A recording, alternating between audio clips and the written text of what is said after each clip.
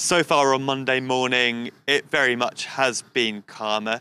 Although it is still early in the day, there has been some degree of kind of police and gendarme deployment throughout many parts of the capital here in Dakar. But the mood is very much calmer. There have been calls for protests later today, and many will be fearing further disruption. As you mentioned not long ago, Sunday really saw scenes of chaos here in the capital. There was thicker tear gas than I've seen in quite some time. Fires burned. Some witnesses described the deployment of private militias known locally here as nervi, essentially armed thugs working kind of for the government. So those reports are concerning. I've not personally witnessed them, but it's something that we will certainly be keeping an eye out as we follow this story. Two presidential candidates were also arrested on Sunday. One of them has now been released.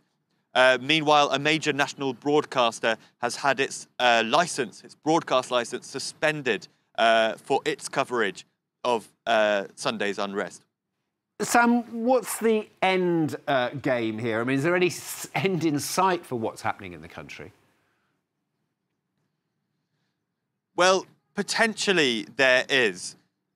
The National Assembly here in Senegal will be debating a parliamentary bill later on Monday, which would see a new date for the election set on August 25th, in 6 months' time.